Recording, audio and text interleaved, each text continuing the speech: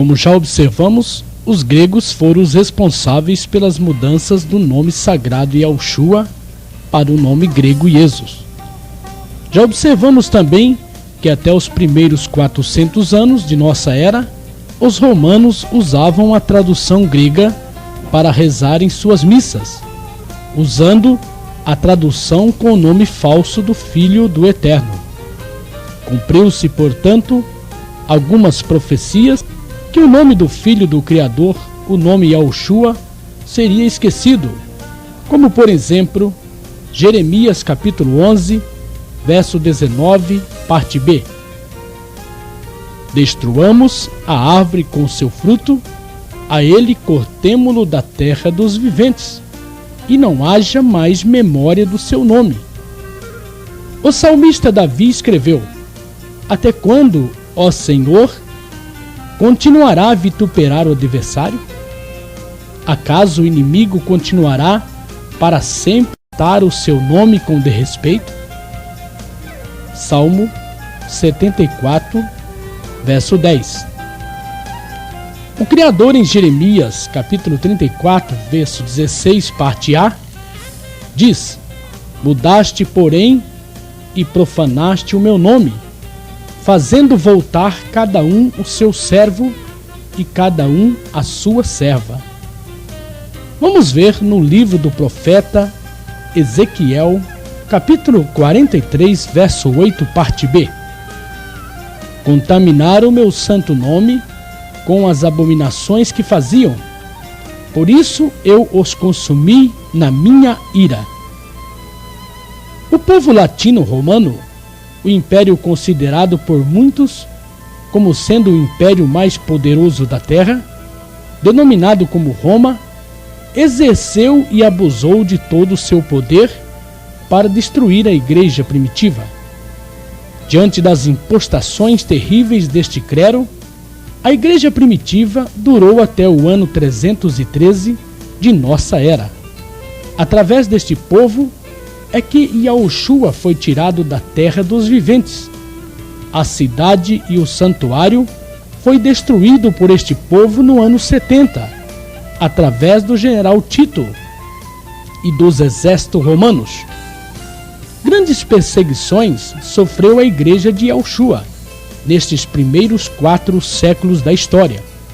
Não iremos narrar com detalhes devido ao tempo que dispomos, mas queremos registrar neste estudo a mais terrível de todas as perseguições, que ocorreu no governo de Diocleciano, entre o ano 303 ao ano de 310, quando este imperador expediu um edito ordenando que todas as escrituras fossem queimadas.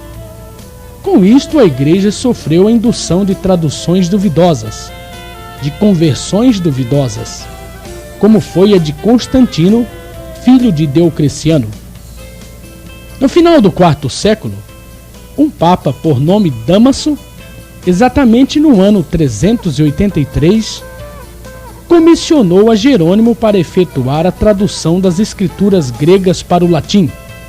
Roma já usava a tradução grega por aproximadamente 380 anos, com o nome adulterado Iesos.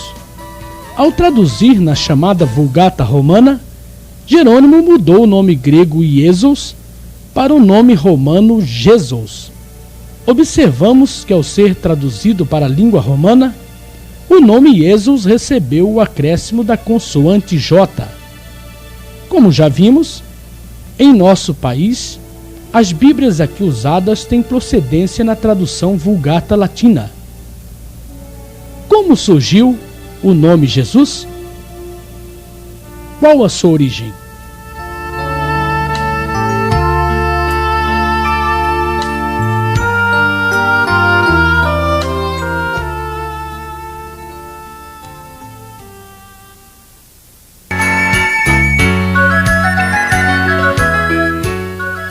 Ao traduzir das escrituras gregas e criando sua própria tradução, a chamada Vulgata, Jerônimo efetuou uma remodelagem gramatical, servindo-se dos cânones gregos, onde o nome já estava substituído, pois Jerônimo não usou os originais hebraicos com o nome original Yahushua.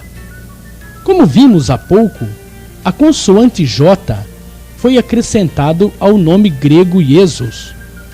Extraiu-se o iota grego da palavra Jesus e acrescentando em seu lugar o J romano, formando com isto, na tradução vulgata, a palavra grega latina Jesus.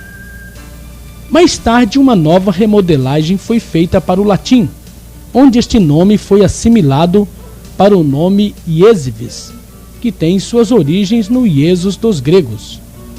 Os latinos romanos usavam na sua língua original a consoante V no lugar da vogal U.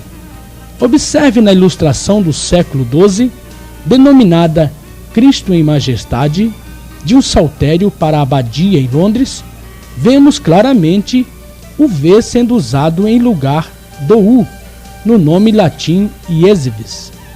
Na parte inferior esquerda e direita da ilustração, o mesmo acontece com os nomes Marcos e Lucas, ambos com a consoante V no lugar das vogais. Nesta gravura, em outras tantas, observamos que o povo itálico sabem que o Iesvis é o mesmo Iesus, ou Iesus dos gregos. Como os romanos foram 100% influenciados pela cultura religiosa dos... O Brasil teve uma total influência religiosa do povo itálico. Tanto isto é realidade, que as Bíblias usadas em nosso país são provenientes da tradução romana, a Vulgata de Jerônimo. O padre português João Ferreira de Almeida, mais tarde convertido à fé evangélica, foi quem traduziu em 1676 a Vulgata Latina para a língua portuguesa. Mais uma remodelagem gramatical foi feita nesta tradução. Do Jesus romano foi extraída a vogal O, tornando-se na tradução portuguesa de João Ferreira de Almeida o nome grego romano Jesus, nome este adorado por todos os habitantes da terra, como Apocalipse capítulo 13, verso 8 profetiza: e adorá-la-ão todos os que habitam sobre a terra, aqueles cujos nomes não foram escritos no livro da vida do Cordeiro, que foi morto desde a fundação do mundo. O nome Jesus foi traduzido para o Brasil pelo catolicismo romano, através dos jesuítas, ou membros da Companhia de Iesu, ou Companhia de Jesus, conforme você observa nesta matéria do livro História das Grandes Literaturas. No dicionário enciclopédico ilustrado Formar, lemos na página 1714, no item Jesuítas religiosos da Companhia de Jesus, ordem religiosa fundada por Inácio de Loyola em 1534. Através dos jesuítas, quando aqui estiveram na época do descobrimento do Brasil, trouxeram o nome falso do ídolo grego Iesus na forma de Jesus para que aqui fosse adorado. Veja a cronologia das mudanças que ocorreu desde os primórdios de nossa era. E Yahushua, o nome original, vocalizado pelo anjo a Yosef e Miriam e pelo próprio Filho do Eterno a Saulo de Tarsis no caminho de Damasco. Em Atos 26:14. Iesus e Iesus, nome mudado pelos gregos. Jesus e Iesvis, nome mudado pelos romanos, através de Jerônimo e sua Vulgata. Jesus, nome mudado pelo padre português João Ferreira de Almeida e trazido pelos portugueses para nosso país. A seguir, veremos por que o Filho do Eterno nunca se chamou Jesus Cristo.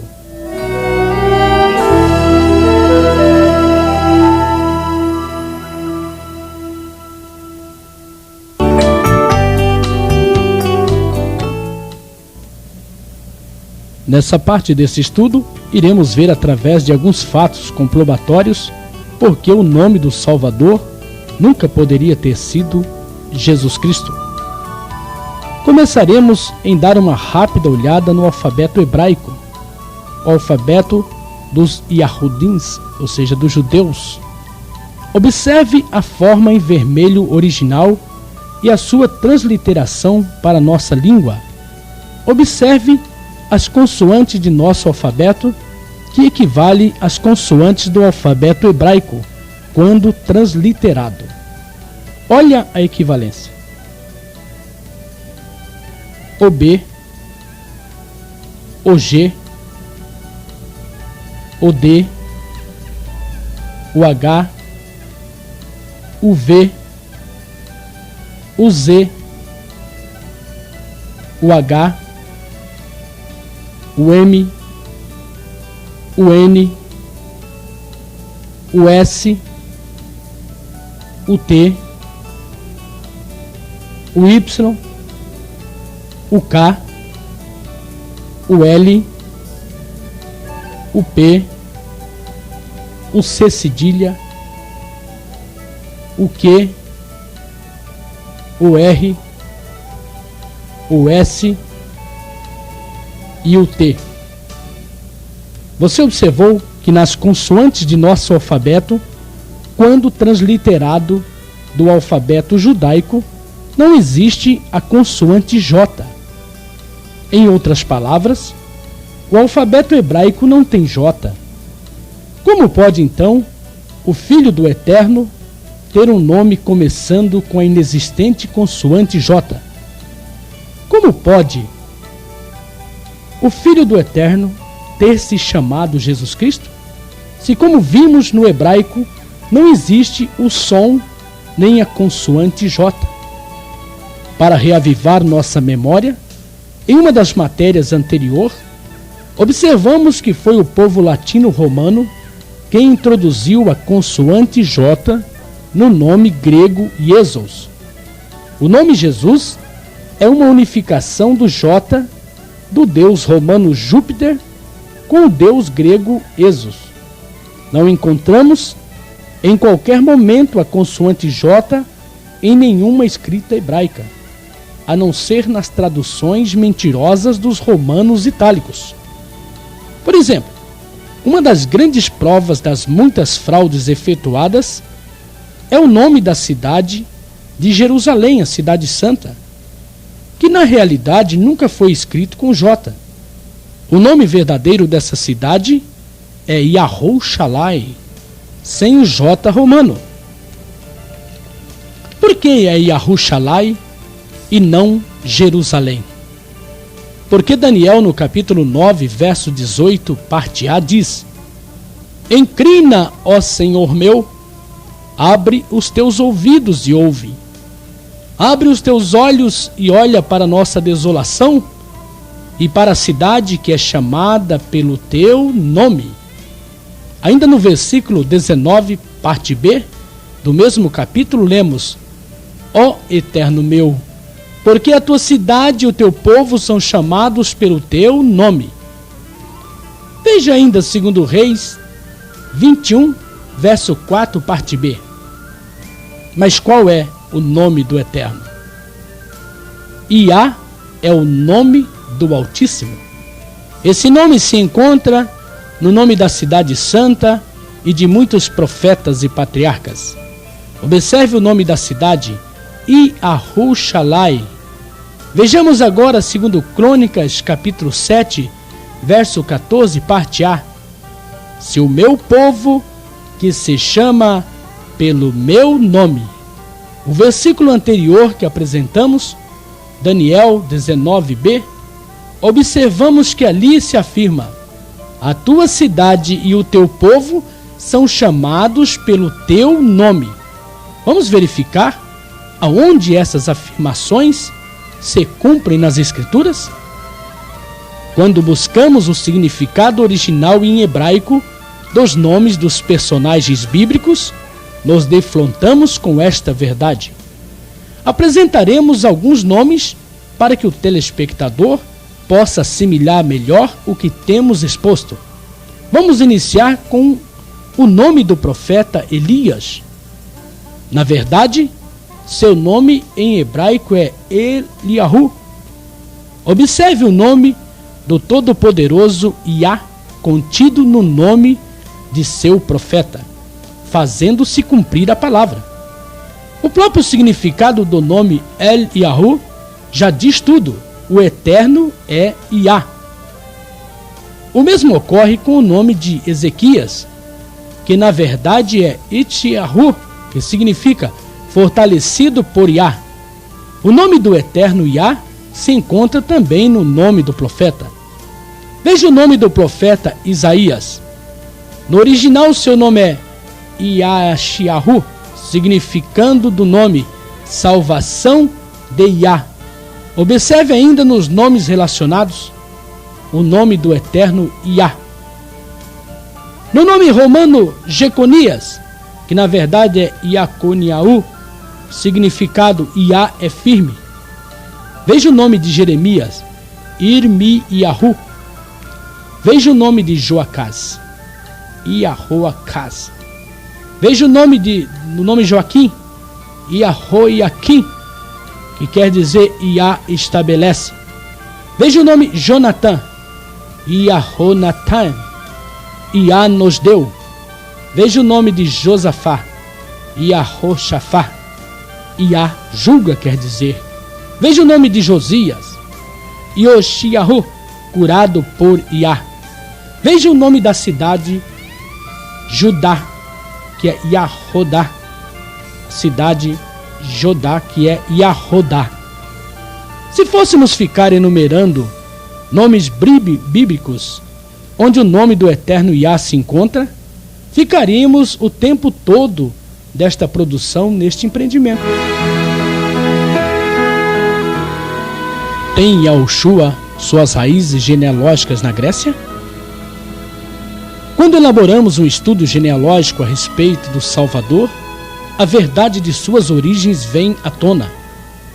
Ao analisar o texto de Apocalipse, capítulo 5, verso 5, o Salvador Yahushua é chamado o leão da tribo de Yahudá, a raiz de Davi. Vamos analisar um pouco a história sobre a tribo de Yahudá? Esta quarta tribo se originou do quarto filho de Jacó, um dos 12 filhos do patriarca. Veja Gênesis 35, 23.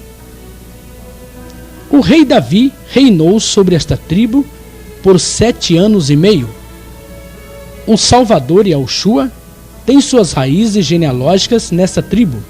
Veja Mateus, capítulo 1, verso 3. Yahudá gerou de Tamar a Pérez, e Pérez a Zerá. Pérez gerou a Esrom, Esrom a Arão. Observe Lucas, capítulo 3, verso 34. Yahudá, filho de Jacó, Jacó, filho de Isaque, Isaque, filho de Abraão, este filho de Terá, filho de Naor.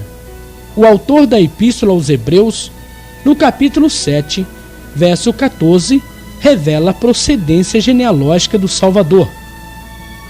Pois é evidente que nosso Senhor procedeu de Yahudá, tribo a qual Mosheia nunca atribuiu sacerdotes. Veja o segmento genealógico em Isaías, capítulo 11, verso 1. Do trono de Jessé, sairá um rebento, e das suas raízes um renovo. Veja Jeremias, capítulo 23, verso 5, parte A. Eis que vem dias, diz o Senhor, em que se levantará Davi um renovo justo. Todos os indícios nas Escrituras nos levam a um Salvador totalmente yahudeu. Lucas, capítulo 2, verso 11, nos dá o local de seu nascimento.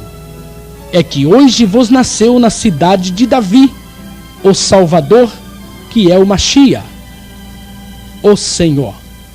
Observe Lucas, capítulo 2, verso 4, parte A. Iosef também subiu da Galileia da cidade de Davi, chamada Belém. Veja ainda a declaração do próprio Yahushua em Apocalipse capítulo 22, verso 16, parte B. Eu sou a raiz e a geração de Davi. Quando Herodes quis saber onde nasceria o Salvador, os sacerdotes e escribas prontamente lhe responderam: em Belém da Ierudéia. Responderam eles: porque assim está escrito por intermédio do profeta. Mateus 2,5. O profeta de que os sacerdotes falaram foi o profeta Miqueias, que profetizou: E tu, Belém, terra de Iahudá, não és de modo algum menor entre as principais de Iahudá, porque de ti sairá o guia que há de apacentar a meu povo Israel. Miqueias, capítulo 5, verso 2, parte A. Por fim, declaramos a afirmação do eterno Yahushua à mulher samaritana no poço de Jacó, no capítulo 4, verso 22, parte B. Porque a salvação vem dos Yahudeus. Diante desses fatos, afirmamos que o Salvador é Yahudeu, o Salvador é judeu. Ele é da tribo de Yahudá, da tribo de Judá, raiz de Davi. Nasceu em Belém e não tem nenhuma raiz genealógica com os deuses e ídolos gregos e romanos.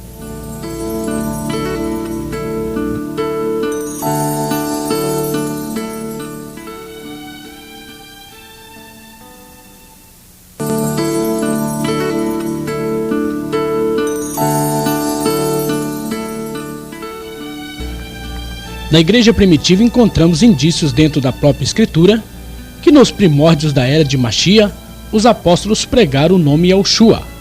O próprio Salvador revelou seu nome sagrado a Saulo de Tarsis no caminho de Damasco em Atos 26:14. Observe neste texto que as escrituras afirmam que o Salvador Yahushua falava com Saulo na língua original hebraica. Como o nome próprio não pode ser mudado, é racional deduzir que o Machia revelou ali seu único nome verdadeiro. Ele, como Yahudim, ou seja, judeu, jamais daria o nome grego Jesus como sendo seu nome a Paulo. Ao ser comissionado por Yahushua, Paulo certamente pregou o nome Yahushua. Veja Atos 9:15. Mas Yahushua lhe disse: vai, porque este é para mim um instrumento escolhido para levar o meu nome perante os gentios e reis, bem como perante os filhos de Israel. Em qual nome o Salvador ordenou que se pregasse? No seu nome. E ele, como israelita, tinha um nome hebraico, o nome Yahushua, a quem Paulo pregou no Areópago de Atena, capital grega. Vejamos o texto de Atos 17:18. Que quer dizer esse tagarela? Parece pregador de estranhos deuses, pois pregava a Yahushua e a ressurreição. Já sabemos que o nome Jesus Cristo é um nome grego-romano. Pergunto então ao amado telespectador: seria um nome grego estranho aos gregos? Se Paulo tivesse pregando o nome Jesus, os gregos teriam-lhe feito as indagações contidas em Atos 17:18? Paulo pregou sempre o nome original e verdadeiro do Adonai Yahushua HaMashiach, e por esse motivo teve debates ferrenhos com os gregos no Areópago. Jesus era um nome familiar aos gregos, porque tem sua origem na Grécia. Observe que em Atos 17:23, Paulo afirma categoricamente que os gregos não conheciam o nome verdadeiro do Salvador Yahushua HaMashiach, pois Paulo diz: encontrei um altar no qual está escrito: ao Deus desconhecido. Esse, pois, que adorais sem conhecer, é precisamente aquele que eu vos anuncio. Os gregos não conheciam o Salvador que Paulo pregava. Muitos gregos tinham o nome Jesus.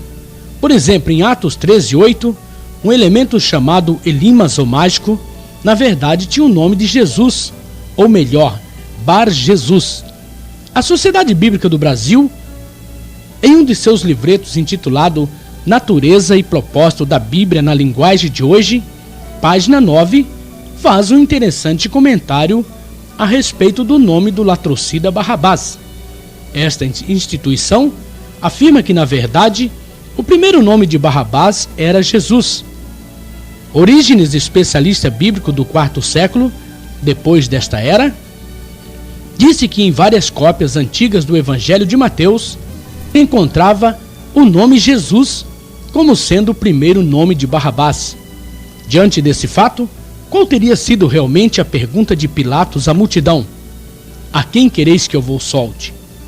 A Jesus chamado Barrabás ou a Jesus chamado Cristo? Não teria sido a pergunta de Pilatos à multidão da seguinte forma: a quem quer que eu vos solte?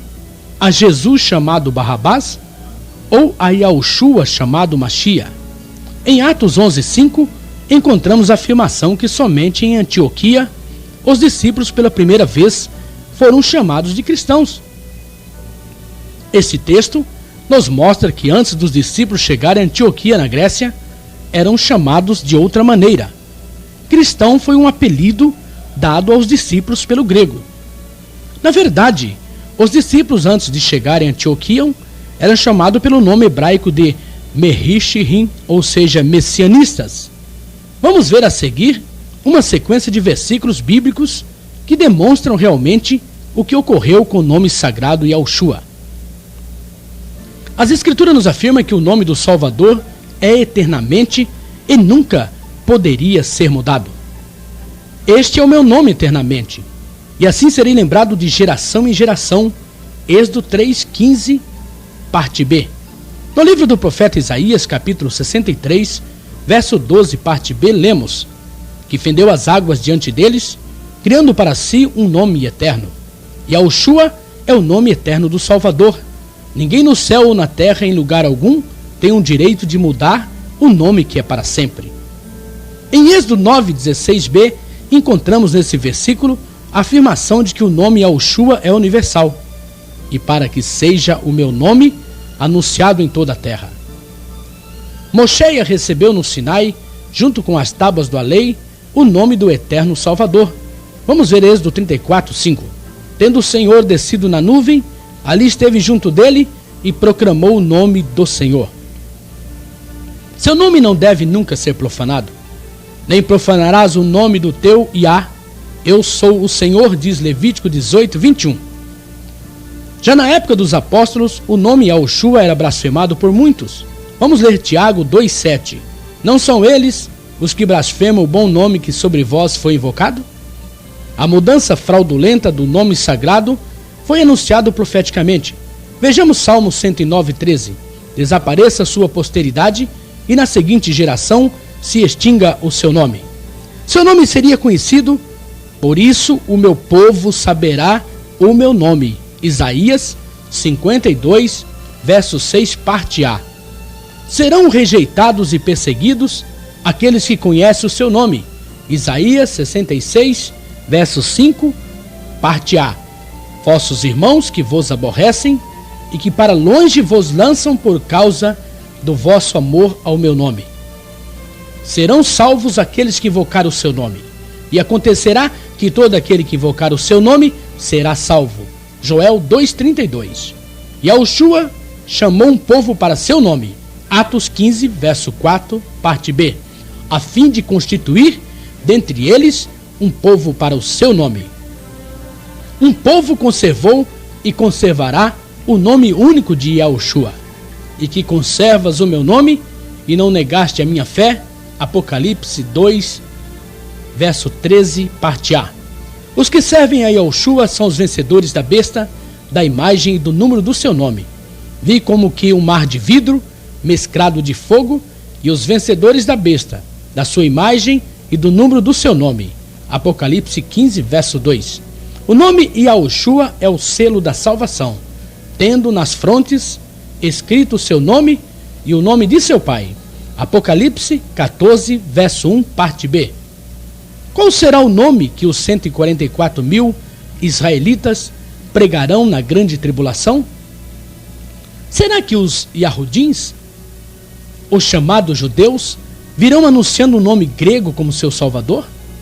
Ou anunciarão o nome do Salvador Yahudim, o nome do Salvador judeu, Yahushua HaMashiach.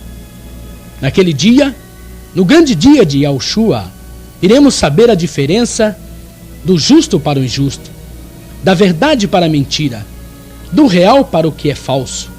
Naquele dia contemplaremos sua face, e em nossas frontes estará o nome dele, o nome Yahushua. E para você que nos acompanhou nesse estudo, faço o veemente convite de Apocalipse 18:4. Sai dela, povo meu, para não serdes cúmplices em seus pecados e para não participares dos seus flagelos. A decisão é toda sua.